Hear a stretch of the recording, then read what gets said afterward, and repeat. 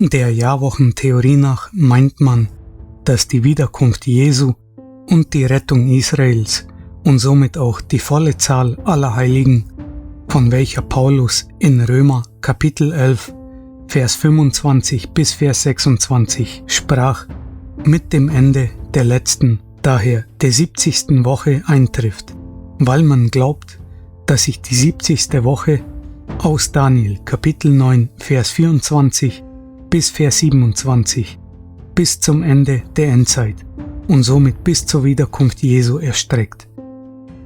Das wird aber in Daniel Kapitel 9, Vers 24 bis Vers 27 nicht gesagt, sondern es heißt in Daniel Kapitel 9, Vers 24 nur, dass sich die 70 Wochen bis zur Rettung Israels erstrecken.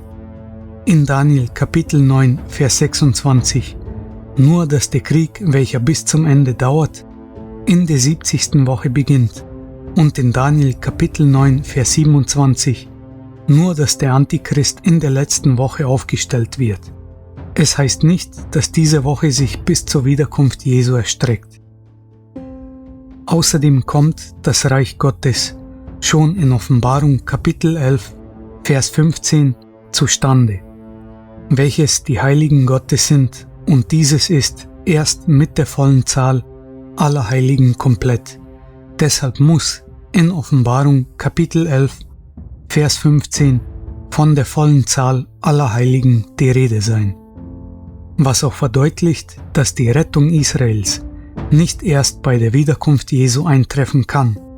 Dies bestätigen zum Beispiel auch Sacharja Kapitel 13, Vers 8 bis Vers 9 und Daniel Kapitel 11, Vers 35, wo diese Stellen zusammen davon reden, dass wenn ganz Israel gerettet wird, all diese durch die Trübsal müssen und demnach nicht erst bei der Wiederkunft Jesu gerettet werden können.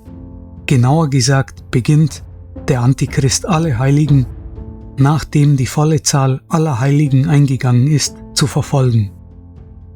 Also nachdem ganz Israel gerettet wurde und somit auch die Trübsal in dieser Hinsicht für die Heiligen erst nach der Rettung Israels eintrifft.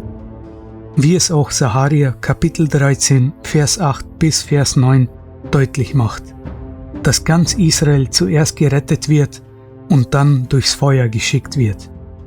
Was auch bedeutet, dass die Verfolgung der Heiligen durch den Antichristen nach der 70. Woche beginnt und diese Woche sich somit nicht bis zur Wiederkunft Jesu erstreckt. Aber noch viel mehr dazu in unserer zweiteiligen Videoreihe über die volle Zahl aller Heiligen.